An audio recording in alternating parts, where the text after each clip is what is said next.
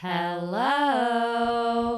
For all our wine lovers And book lovers. this is Wine Sisters Book Club. Club. You forgot to say it with me. But I just looked at you and smiled while we did it. you just looked at me lovingly as I said it. Your voice sounded beautiful. But it always sounds better when we harmonize. Yeah. Now, everyone listening, guess who this is. Yeah. They're gonna be like, Guess who you were missing on the Wine Sisters on that intro?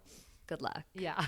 If you get it and comment on our Instagram, we will send you a bottle of wine. Ooh, I like that. A giveaway. Yeah. All right. We're doing it. Doing it live. We sure are. So what's going on with you? You know, I am just recovering from not winning the lottery. Ugh, I know. A Bay Area winner happened, but then no one had the numbers. Like a Bay Area ticket sold. No one claimed it. Wait, Before it went to be split in the next two states. I don't remember the states that won. Wait, I don't understand. You mean like someone won? A ticket was sold with the winning numbers, but nobody claimed it. So someone who bought the ticket must have thrown it away or forgot. But it said that there was a Bay Area ticket sold with the winning numbers.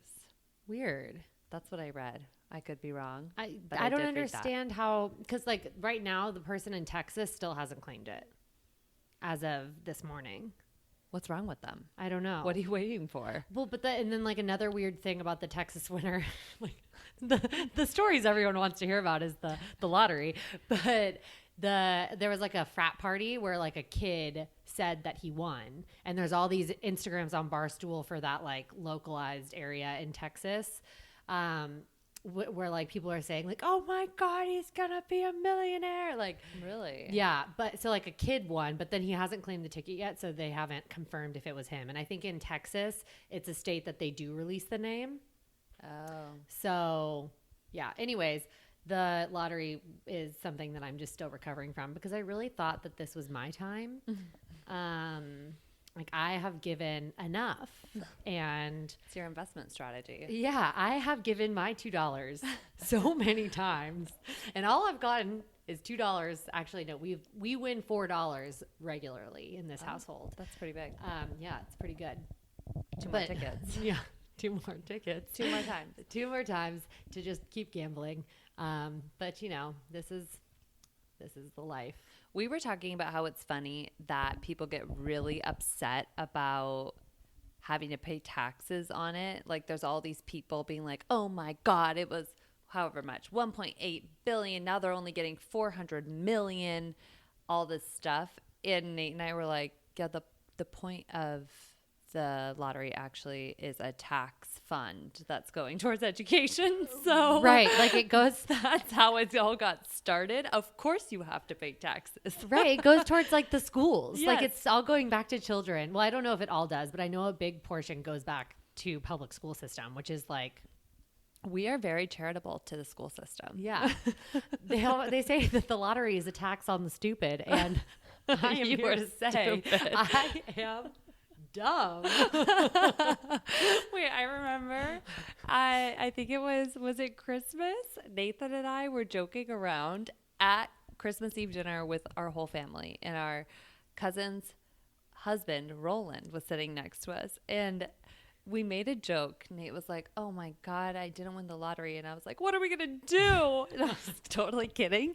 And he looked at us in all seriousness and was like, wait, so tell me, is that your actual investment strategy? Is that your plan for like your retirement? Yes. And yeah, I know. But I was looking at him like, I was like, no, Roland, obviously not. Like, and he was like, oh my God, I was trying to get an insight on the younger generation and like what you guys think. I was like, God, do I have like moron written on my forehead? Like, oh my God, you should be worried about me. I may be the younger generation, but I wasn't born yesterday. Yeah. That's too funny. I'm like, yeah, that is actually my strategy for retirement early. Mm-hmm. Like that is my early retirement strategy, not my like, if I get to the ripe age of 65, Yeah. that ain't the strategy. The question is, would you give me $1 million? Yeah, like we were talking about what we would do, and we said that we would like immediate family pay off all debts. Oh, I have a lot of debt. Yeah. Well, like your home. Yeah. And future debt. So you'd have to give me a little Future extension. Future me is going to be a bad girl. So we're going to need some more money. You're like, oh, you're going to pay off our debt. We are actually buying a house right now. We are escrow. In escrow. Contracted yesterday. But no, that we were like, okay, immediately pay off everyone's debts and then put the rest of the money away. Yeah. And then you just live off of the interest. That's it. That's it. Well, this is a boring conversation already. Well, Aly, the interest on 1.7 billion. I know, but do something fun. What are you going to do with it? We'll do something fun when the interest hits after a year. You're going to buy me a house. Well, if you have... In Paris. And Saint-Tropez. I want to. Yeah. I mean, we are reading a book about Paris right now. Well, France. I haven't started it. You haven't? I'm getting out of it, but I've been in a book slump. Do you get those where you just... It's like, it's not that the books I've been reading are terrible. I just hit a slump where I'm unmotivated. Most of the time when I finish a book, I know what kind of book I want to read next. Like, I just finished a romance book. I want to read fantasy next. Or I'm in the mood for something with more depth. I want historical fiction. Or like, I have an inner compass that speaks to me about my book selections. And lately my compass has been dead. It's like, I don't know where to point this arrow. I don't know. Yeah. And I don't know how to get out of it. I get in book slumps when I have read something that's really good. Like, so if I finish a really good book. The hangover happens, and then I don't want to start another book because I don't want to, like, diminish what I just read. And then the other book slump I get into is if I've read, like, a few duds or, like, lately I've been reading, like, a lot of sad books, and it's not like. Yes. Yeah.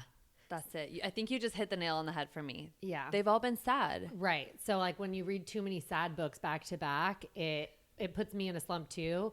The only way to get out of a slump is by like diving into a book. Usually you need something though that's like either mindless. If it's like for me, if I'm in a sad book funk, it's a mindless read. Like I need something that's like so stupid. It could just be like a raunchy smut book, or it could be like a fantasy that has been written 100 times and I'm just rereading the same template. But the problem with that is that it's not necessarily going to be a great book. So then it might keep you in the slump. I don't know. It's hard. I think I need a good new fantasy series or something. Like I need like a string. I don't want like a one and done. I need like multiple books. I need a multiple book series right now to like keep me engaged for a little while that like I could really dive into. I've honestly been like, is it time? Is it time for Mama to revisit Akatar? I'm like, is that what I need? I need to go home to my comfort zone and reread the book series I've already read 4 times. But you know, like when you sometimes get in these slumps, the sad books, and it's weird, they've been doing something to me like in my personal life a little bit. Like I've been way more emotional, I think, and like sentimental. I've been thinking a lot about like the meaning of motherhood and being a parent, and like you and I have both been on journeys the past week where we haven't had childcare or help, and like your kids were sick, mine weren't, but we were still at home with them every day. Yeah. And there was something super stressful about it because I had work to do. I wasn't planning on it. You didn't win the lottery. I didn't win the lottery. God damn it. Why am I here? But then there's also something where I was like, oh my God, this is such like special time with my daughter because she was healthy and like happy. And she's so sweet. And my son was really sweet last week. And like, I just like could have like laid in my kids' arms and cried on them all day. Like, I don't know. You know, I just was a mess. Yeah. That was not my experience. My kids were not nice. Yeah, your kids were sick and mean. Yeah. Well, Luca actually is always a sweetie when like pretty much all the time. Like he doesn't have a bad bone in his body right now. Mm-hmm. Maybe ask me 6 months ago and I would say something different, and ask me 6 months from now and I'm sure I'll say something different. But Sienna, that girl, she is putting me through it. Just wait till she's a teenager. I know. It's a little three-nager is happening now. At first it wasn't three-nager, but now it like is. Like she makes the decisions. I don't have a say. And when she's sick, it's just heightened. And the sad thing, when she was sick, like she wasn't sick. Like there was nothing wrong with her besides one little canker sore in her mouth and a little blister on her hand. She didn't have a fever once, but she was just not nice. And I'm like, are you not being nice because you're sick, or are you not being nice because you're just not nice right now? She probably didn't feel good. I always feel like Jones is meaner when he doesn't feel good, even if you can't tell he's sick. Yeah. Like when Jones is really mean, Nate and I will look at each other and go, oh my God, is he getting sick right now? Is that what's happening? Sienna's just been mean since she turned 3 though. Like, and at first it was just like, why are you being mean? And now it's like my way or the highway. So I'm starting to get like, what, like at first I was like, is this the terrible twos that just came a year late? Cause there was no, like, it did not have the three-nager stamp, and now it does. Now it totally does. Like, she's wants to make the decisions. Like, she won't let me pick out clothes for her. She, like, there's just things that she is very specific about. And if you do it the wrong, it's the banana thing. Have you seen that TikTok? Yeah. It's like, do you want me to open it this way or from the bottom? Do you want it cut, or do you just want to eat it? Do you want me to take the whole peel off? Like, and then you do it and then they don't want it that way and you have to freaking start again. That is what's happening right now. And I'm like, oh my God. Yeah, we're wasting a lot of string cheese in our house because I'll like open one. He's like, that's not the one with the one I wanted. They have like little guys dancing on them. He's like, that's not the little guy I wanted to eat. The next one. And I'm like, what? So I'll open the other one. He's like, no, that one's for Remy. I'm like, no, Remy already has one. You know, I'm like, oh my God, we are going through string cheese like mad people up in this house. Yeah. Yeah, but if it makes you feel better, Jones was really mean when he turned 3 too. I don't know what it was. It was like at the turn of the clock, like a few weeks after 3, he was mean for like a month and a half or 2 months. Oh, well, it's now almost been, it's been 2.5 months, almost 3. We're approaching 3 months of her not being very nice to me. She's not nice to Nick either. She's only nice to you. I was going to say, she's pretty nice to me, but they both are. They love me. What could I say? What could I say? I know. Oh, man. You know, Remy's just like an angel. I don't know. I think maybe that's also why I'm feeling emotional. I'm just like, oh my God, I have the sweetest girl. And I just keep imagining that when she's going to grow up and be a teenager, she's not going to love me. Yeah. And I'm so scared for that. Right. Well, and in the last few months, I've read a bunch of books where there's a child that passes away for one reason or another, which is also really hard to read as a mom. I'm sure it's hard to read as any person in the world. No one wants a child to die, but it's terrible. Yeah. So I've kind of put my foot down. I'm not reading any more books about children that vanish or pass away. Like that is like off the table for me right now. Or even have difficulties. Like I don't want to read about a child going through anything difficult in life. For a little while. Like I need a break equally too. We're going to talk about that in our book. Yeah. And that was hard for me. So anyways, I have been feeling emotional. I was honestly like, should I write about it? Should I like write poems? Like, should I write about this? Because I can't even explain to you how many emotions are like pouring out of my body. Maybe I should be worried about me. I don't know. I'm off my rocker. I'm losing it. Yeah. But that's okay. These things happen. They do. They do happen. So. There's nothing we can do to change the emotions. I know. Well, and I was thinking, that because randomly I was thinking about, okay, if I didn't work in the wine industry, what would I do? And I don't know why I've been thinking about this lately. Like if our family wasn't in wine, like what would I have done? And I don't know what I would have done. I think about this a lot. And for a while I was like, maybe I could be a nurse, but then I was like, you know what? I hate blood. Why would I be a nurse? But I think I'm like really good at tasks. Like if someone teaches me how to do something and gives me a list of things to do, like that's my jam. Like I am so good at that. Like I will get stuff done. Yeah. You're very organized like that. Yeah. Like I can prioritize things in my head and get things done. I think about it. If I won the lottery, what would I do? And I'm like, I would still want to work in wine, but I don't know that I would want to manage people. Yeah. Like if I don't have to manage people, why would I want to? Yeah. Why would you? Not like honestly. And it's funny that I say that because managing people is probably one of like my favorite things about my job. Like I do love it, but it's so much more like high stakes, high stress, high pressure. Yeah. And if you have like 1.7 billion that you just won from the lottery, like you don't need to do high stress. Like I could be home with my kids more and like less stressed out when my kids get out of school because I didn't have a hard day of management. Yeah, you could just be getting stressed in Pilates. Yeah, I could get stressed in Pilates. So I was like, oh, maybe I would be like a tasting room. So like maybe I would work still in wine. I know. Well, I was thinking that I would still probably want to work in wine. Like I love wine. Yeah. But like I was thinking about other things I could do that are just like a little bit more straightforward. When I think about not in wine, I'm like, okay, I like nurse. I like the idea because structure, but I don't think that I like blood. So yeah, your job is just so highly specialized in wine. It's probably way harder to imagine because it would be a completely different career for you if it wasn't wine. yeah, I would probably like if in my current state, like if I worked outside of wine, I would look at director of operations roles. So I'd look at like warehousing and stuff like that. But it would just be people management. Yeah, that would be. And like logistics. Which is what I'm good at. Like Yeah. I'm good at logistics and people management. I just if I had 1.7 billion from the lottery, I wouldn't want to stress myself out with people management. I think everyone can agree they also would not. So I think we're okay. I think if I won the lottery, I'd want to like start a little company or like, you know, Nate and I are always dreaming about opening up like a small little grocery, like not grocery is the wrong word, but like a. See, I could work there as a sales associate. You and your 1.7 billion can help me sell my strawberry jam. Yes.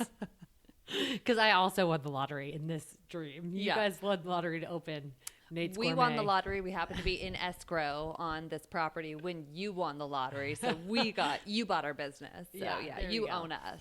Perfect. Oh. Just what I want to own you guys. Don't you already? We all work for Nikki. I'm her admin, most specifically. Though today I showed up to do this podcast and she had it all set up, which was quite impressive. It almost knocked the wind out of me. I was so surprised. You were late. I was like 10 minutes late, everybody. This took me 10 minutes. Well, that's lovely. Yeah. Okay, so about this book, Broken Country.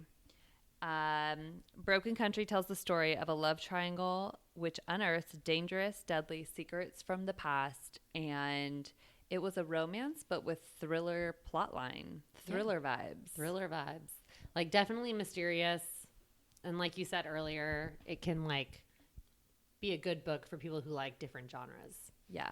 I think I personally don't even know if I would call it a romance. I don't really think it was a romance either. But that's how they that's how like the publishing folks describe it as a romance with thriller plot lines. And there is like romance. Obviously it's all based around this love story. Yeah. And that's the pinnacle love triangle. Let's call it that. And that's like where everything swirls around. But yeah. Well, I think that this book, like they actually wrote it very well for like a book club because of the way that they broke it out into parts. So it was 4 parts in the book, and like each part had like a person that was in charge. And so part 1 was Gabriel's backstory. And so I like what first of all, like what was your favorite part, like timeline of the book? Well, you know me, I'm a happy person, so I kind of liked the first part because it was sweet. It was like these kids falling in love. Like the Gabriel of it all, like when they were teens. Yeah, and like that he inspired her to take on greater things, that he believed in her writing. You know, like I liked that storyline a lot, though I knew in the beginning, obviously it wasn't going to work out. I knew that there would be like the cliche moments of posh society versus girl from a totally different class and the like wicked mom, like whatever you want to call it. Like some of those things were written in the stars and I knew we were going to run into it, but I still enjoyed the beginning plot line because it was a little bit more of, you know, 2 kids falling in love and kind of dreaming about the possibilities of life and their love. I know. Well, in part 1, when it's really talking about like them coming together, Gabriel's mom, Tess, I honestly hated her. Little evil lady. But did you think that, gosh, what is her name? Why can't I think about Beth? Beth. Sorry, I was going to say Beth. I'm like, that's not right. Beth, do you think she was being sensitive, or do you think that Gabriel wasn't standing up for her enough? Because you know how they kept like having that same fight? I think that Gabriel wasn't standing up for her enough, but I think it's like their whole relationship was communication problems. Yeah. And that she wasn't good at communicating what his mom was saying to her to him. Like, you know, it was always emotional, or she didn't say anything. She would just like leave. I mean, even, I know we don't want to like jump around, but even to later when she had to tell, when she came over to like talk to Gabriel. Talk to Gabriel. And like, just, even though she knows his mom is wicked and she knows all those things about his mom, just turns around and that's it. So I think Beth has major communication problems that she needs to work on. And so I think Gabriel, you know, I don't want to like give him a hall pass, but he's sort of just like an ignorant boy. He probably never dealt with this before. Like he hadn't had a girlfriend from the other side of the tracks, or whatever you want to say, you know? Yeah. So he didn't know. I don't know if he was registered at all. Ignorant. He was oblivious. Yeah. I don't know. I felt like she was just really immature and could not handle the situation well. But you're right. It's totally communication issues. I liked the first part as well best. I think like learning about their past was the best. Yeah. But it wasn't so sad yet. It wasn't so sad yet. And like I did from the beginning, I knew that Bobby was Gabriel's. Okay, so I didn't. That did not jump out to me at the beginning. I just knew that they weren't going to work out. I knew something was going to happen with her and Frank. But I didn't actually have any idea what happened until later. Yeah. Like until later I started to be like, oh, you know, because she started dropping hints along the way around what happened. And so I started to kind of like formulate what I thought happened in my brain. Yeah. I just like had a feeling because she was pregnant so soon, like in the ages. Like I think that's like I was doing math in my head constantly, and it kept being like, okay, so she's 18 now and she's applying to Oxford and she gets into Oxford, but then she suddenly doesn't go, and then like now she's 33 or something like that, and the baby died 2 years ago, and the baby was, or the child was 9, and then I'm like doing all this math in my head, and I'm like, then she was 19 when the baby was born, which means she was 18 when she last slept with him. And I like in my head I'm doing all this math, and I'm like, okay, she definitely had this baby with Gabriel and just didn't tell him. Like no one knows. Yeah, I didn't do the math and like try to piece that together for some reason. And you even came over one day and we were talking about it, and you were like, I know it's not Gabriel. I know it's Gabriel's son. And I was like, no, I still didn't believe you. I was like, no. And well, I didn't know that Frank knew. You know, in my head, I was like, maybe Frank doesn't know either. Like maybe she did this, like she knew she was pregnant, like slept with Frank as like a cover up, got married to Frank right away. Like I didn't know how it was going to play out. Right. Because it was the way that they wrote the book was interesting. What did you think about the writing style? I really liked it. I thought it was good. Because it was like jumping between 3 different eras. Yep. Like it was confusing at times. Yeah. I thought it was really confusing. I listened to it, which I think maybe was easier because everyone had a voice, and like sometimes it's easy, you know what I mean? Like sometimes it's easier to follow along when you're listening to these kinds of things in a way. I think I got more confused because I listened to part of it and I read part of it. Like I had it jumping back and forth. And when I was listening to it, it kept saying like, I think it said before, and then it said like 1965 and then 1968 or something like that. Yeah, like it was. I did keep having to pause it and look at what the chapter said. Yeah. I was like, are we in the before? Are we in the 1968? Or are we in like the court right now? Right. Like, where the heck are we? And when I listen, I'm usually in my car, like I'm driving. And so I can't do that. So I'm like, wait, where are we? Yeah. And I was getting confused, but like once it would get going, you're like, oh, we're in before. Oh, it's before the court because Frank's here. You know what I mean? Like, or once you know Jimmy is dead, and then you're like, oh, well, Jimmy's alive. So it's before. We're somewhere in the before. We're somewhere in the before. Yeah. Yeah. So in part 2, Bobby. Yeah. So part 1 was Gabriel. Part 2 is Bobby. Bobby's the baby. Yeah. This part was really hard for me to read. I really liked part of it. Like this is the only section of the book where I caught myself smiling. I just was like so sad because I knew something bad happened to this little boy. I know. And like, I think you knew he died pretty immediately, right? Like, yeah, they tell you right up front. Yeah. And so I think to me, like living through his like happy memories was like, it just like choked me up. I honestly even feel emotional about it right now. But as we discussed, I have a lot of emotions coursing through my body right now. So yeah, I don't know. For me, it was really hard. There was like sweet moments, I think, of like motherhood. Maybe this is why I've been reflecting on motherhood so much. Like there was sweet moments of like reminding you of like the joys of being a parent and like When they say funny things. Like there was this one scene where he was like, oh, he looks kind of like a fancy pants. Yeah. Because he had heard Jimmy or, saying it in the house, and like they just repeat things and you're like, oh my God, that was so funny. And that was one of the moments I smiled, because they're like the little sweet moments that you don't even know they're happening when they happen. Yeah. But like being able to reflect on your own sweet moments Totally. is, cute. It is really cute. And it does remind me of the conversations we always have when we're like, did you hear what Jones just said? Did you hear what Sienna just said? And like, it's like nothing crazy, but it's like a cute little thing like that. And we think it is like the most precious, cutest thing in the world. And if you told it to somebody else, they'd probably be like, cool. Yeah. But it's like, wow, no, but fancy through pants. through the eyes of a parent, you're just like, no, that was adorable. He picked up on what we were saying. And like, that's so cute. Yeah, I agree.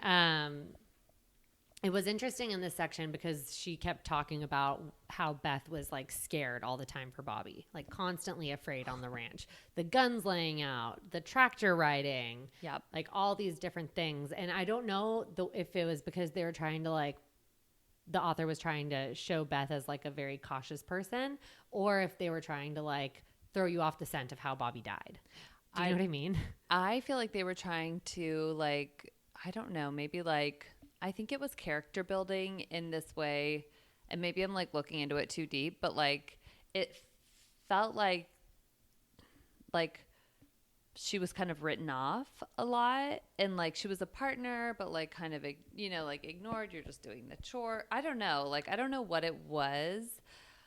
It obviously framed up Bobby's death and like how Bobby died, which like lights me up. Just totally infuriates me. Yeah. I mean, if they had just listened to her a little bit more, could have avoided a huge accident. To me, the whole takeaway of this entire book is like adults' actions and like thoughtlessness, like how that greatly affects children. Yes. And like this whole book was about the actions of adults and the impact on like innocent children through two different lenses.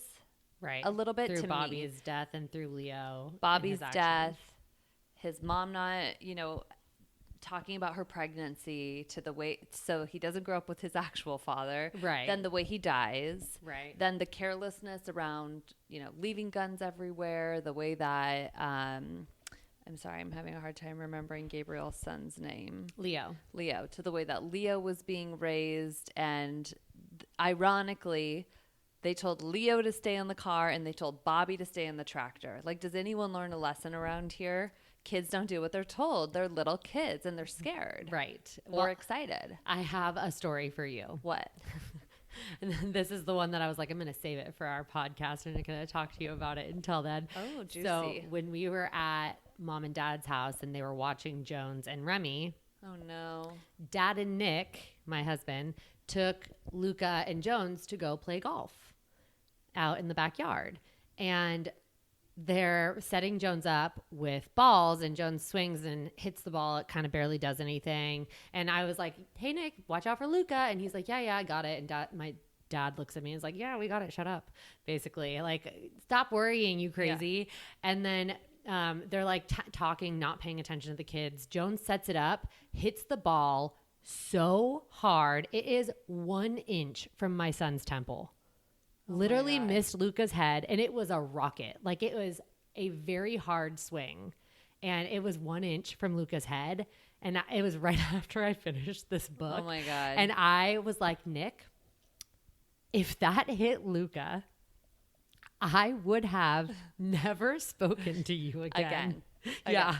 Like, if you were in Beth's position, what would you have done? I don't know. I don't know how.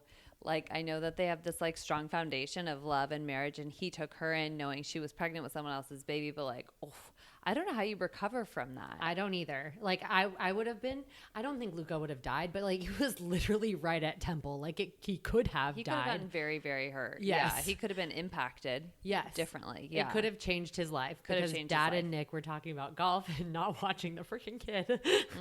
But like accidents can happen. Like he could have fallen down the stairs on his own, you know? And so accidents happen all the time.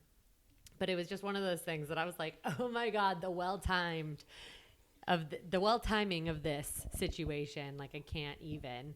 And Jones could have hurt someone, you know? Like and Jones would have been tore up if he hurt his cousin. Jones cries when other people cry. Jones is very emotional. I'm proud of him for hitting a rocket, though. You know? Yeah. No, honestly, it was a great shot. Yeah. Right at Lucas' so head. maybe it's like a societal thing, like us silly women, be quiet over there. And it's like, you should listen to us. But no, I don't think I'd be able to forgive Frank. I don't know. Like the death of my child. I hope I never have to go through something like that, and I never have to know what I would do. Yeah. That's what I would say. I hope I never have to either. I don't know that I would forgive, but I think in their situation, it was just so different because when you get to the Jimmy part 3 is about Jimmy. Yeah. And it turns out that Nina actually came to Beth and took her from was like, hey, you need to come home from Ireland, or you need to come back from Ireland to let me go back. Beth and Frank split up after Bobby died. And right. Beth She went to live with her parents in Ireland. And Nina came to her and said, you need to come back for Jimmy, because Jimmy was unraveling after Beth left. And because of Bobby's death. Yeah. And I was reading Jimmy's section. The whole time I read it, I was just like, what is going on? Is Jimmy in love with Beth? Like, what is happening? It was so bizarre to me that a sibling of someone's, like your brother-in-law, would be that crazy. Like, could you imagine Shane showing up in your room asking you if you cheated on Nate? No. Like, so crazy. Yeah, no, I couldn't. But I also thought it was weird that Jimmy delivered her baby and they had the chance to call Frank and have Frank come into the house, but she didn't want him there. No. The power was out. Yeah. They couldn't call him. No, he was working on the farm, I think. Jimmy would have had to leave her. Oh. There was no way to get him on the phone because the power line went down. I can't remember. And so they couldn't. To me, it felt like he wasn't completely out of reach. And I was like, well, this is weird. No, because Jimmy in the book said, let me go get Frank. Yeah. And she was like, no, this is happening right now. I can't be alone. Okay. So I think it was not that weird. But they had a trauma bond that was super unhealthy for Jimmy. For sure they did. And I feel like, I didn't get the feeling of them being in love. I just felt like Beth was almost maybe even sort of a mother. A pseudo mom for him. And she was a source of stability where he was a very unstable person. Yeah. No, I don't think they were in love. In my head, I was there was some weird love from Jimmy to Beth. Yeah. I think Beth loved him like a brother. Yeah. I think that he had either a hero worship. There was something going on that just made that section so weird to me. Yeah. And then the last part 4 was Frank, and it was basically all about his trial. And what did you think about Frank on trial and taking the blame for Leo? Did you feel like he was a doormat, or did you feel like he was being just a stand-up good guy? I think he was being a hero. I didn't think I don't really know. It's a doormat a little bit, but then also kind of finally an adult is accepting responsibility for the fact that this would have never happened if you all had been better parents. If you all had cleaned up the guns laying around. We haven't even talked about what we think about the affair in general, but or that one scene where the freaking little kid that turned the gun on his classmates and his evil mom. Oh, yeah. That blamed them and went to Frank's trial and said that Frank was a bad person. I know. I mean, that lady, it sounded like she kind of got what she deserved at the end of all of it, that everyone knew she was a fraud. Oh, yeah. But yeah, that was crazy. But I think for me, I was looking for an adult to take responsibility for what happened to these children, and whether, Frank wasn't taking responsibility for the death of his child, but he was taking responsibility for a child so that a child's life wasn't totally screwed up. So in some sense, I'm like, okay, I respect that. I don't think that the child would have gone to jail. I think like they would have like deemed it's a whole accident, you know, terrible, terrible thing Yeah. that happened. But yeah, I don't know. What did you think? Oh, you want more of this? Yeah. Okay. Sorry. Wine break. Yeah, ASMR. I think that as you're reading it, I think I was thinking that Frank was a little bit of a doormat, and I'm like, come on, be mad, like show that you care. But then like as I've had time to reflect, I think that Frank was doing like what he could to like, he's not a very like outwardly emotional person, and he knew that he was in the wrong for Bobby. Like he felt so much guilt. He knew that they like his wife Beth and Gabriel had like a history that he could never understand, and so I think he was, rather than getting really upset about the affair or leaving her, he was just trying to, you know, be whatever support. Like if she left him, I think he would have been fine. Well, not fine. He would have been heartbroken, but I think he would have been okay. And if she chose to stay with him, which she did, I think he would have been over the moon. But so like at first I was like, come on, just like react. But then I'm like, the more I think about it, the more I'm like, no, he's just like a really good person. He has a really good understanding of the people around him, and he was just handling the situation the most calm and level-headed way I've ever seen anyone in that kind of situation handle that. I know. He did a great job. I agree. So wait, we have to talk about the affair. What do you think of this affair? Like, what do you think about Beth doing this? Like, she started it. Yeah, well, they both started it. Yeah. He was starting it just as much as she was. Like, he went up to her at the wedding, made her come out of the tent. Like, right. The affair happened two ways. He just had less to lose because he was already divorced. Right. I think that she is a flawed human, that I don't know that she deserved Frank's I don't know if she calm deserved presence. Frank's love. No, I don't. But I also But like then the whole he made mistakes too. Right. Freaking killed their child. I It's know. so messy. The whole relationship with Gabriel and Beth, like I almost, it makes me angry, like thinking about Gabriel and Beth, because it was just, if he just got over his stupid pride and about her reading his journal and said, If they just communicated. right, if they just communicated, All this could have been avoided. right, and they could have been together because they clearly loved each other. Right. And then Beth would have never been with Frank and never fallen in love with Frank, because Beth did love Frank. And it was like very clear through the whole book and the whole writing that she did love Frank. Totally. And that's what made me feel confused. Okay. So it's like, you know how much you love Nick, and I know how much I love Nate.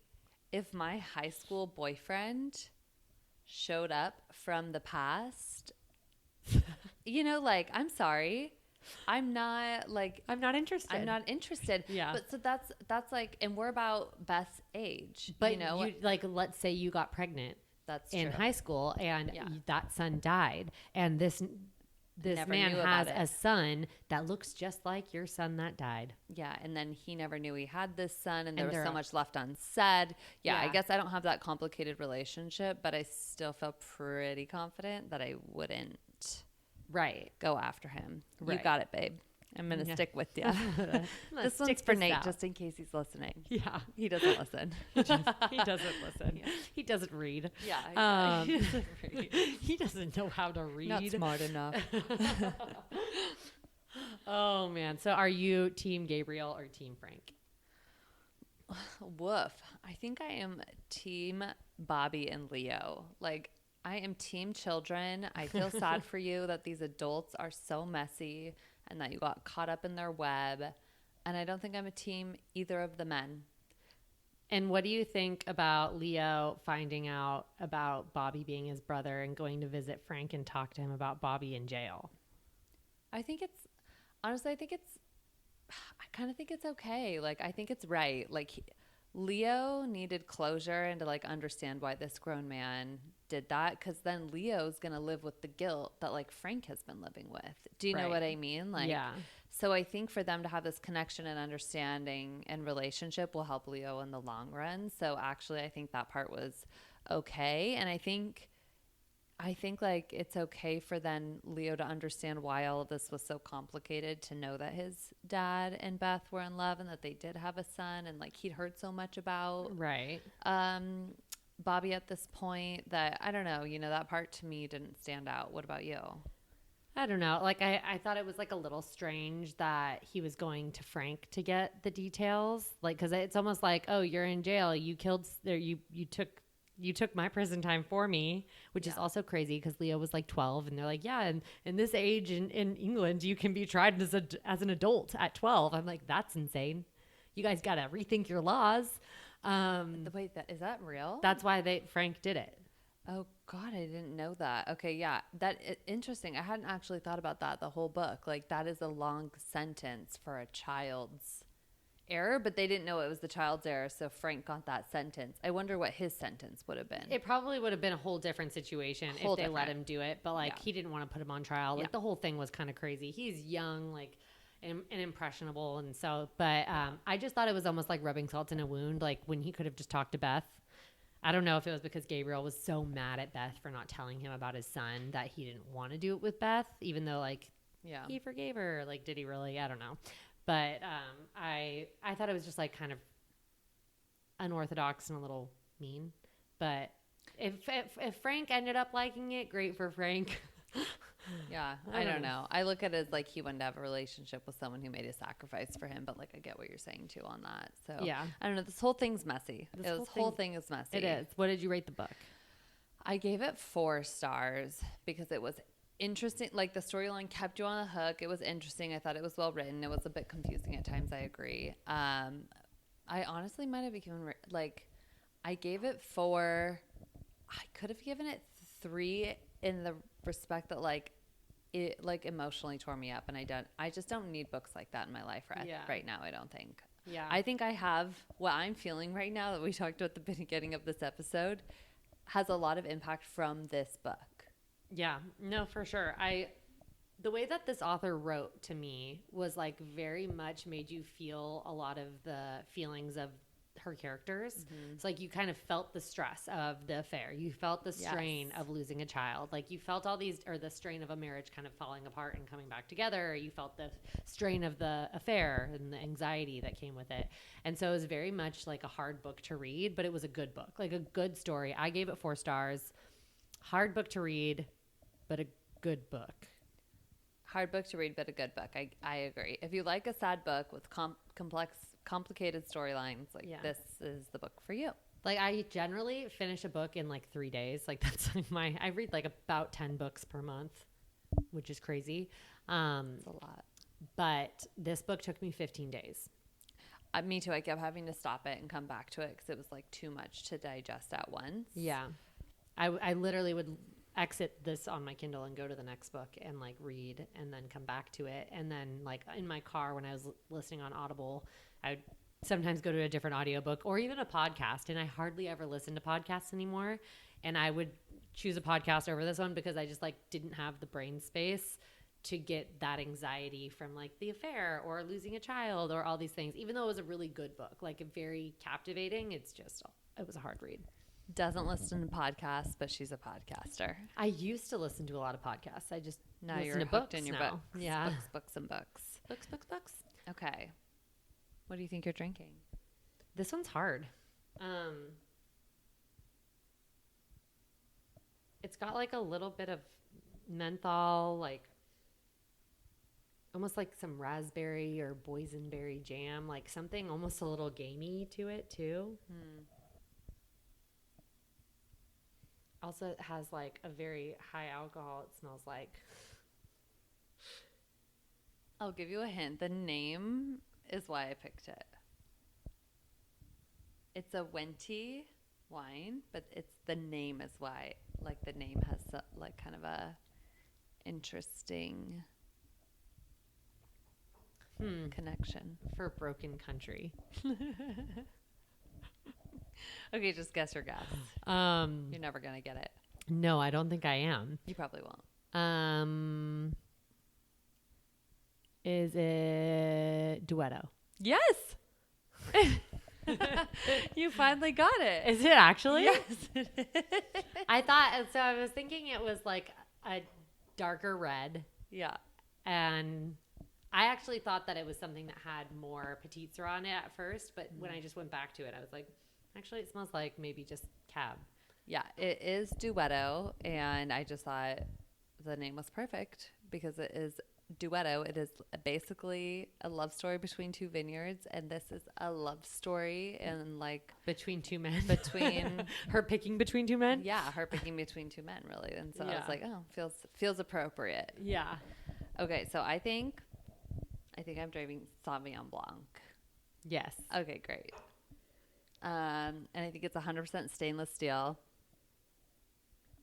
And it tastes really crisp and fresh.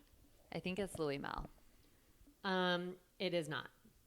Myriad as well. It is Roaming Legend, and I Ah. picked it because first I picked it. Well, I was gonna go Sauv Blanc because they, Beth and Gabriel started having like a crisp white wine Oh, right. when That's a they good would like idea. meet. Yeah, I forgot about that. And so like this book reminded me of a crisp white wine because they were meeting at the lake having a crisp white wine. And then I was like, oh, Broken Country, Roaming Legends is a very country vibe. It's Yeah. more Western than country from England. But, you know, It's I all took good. country. Yeah. We're bringing the USA to England. Oh, man. Oh, I like it. Well, this was fun. Good job on your wine. You are the smarter sister. That's not true. You just picked two men in one glass. This has just got weird all of a sudden. All right. Cheers, Nix. Cheers.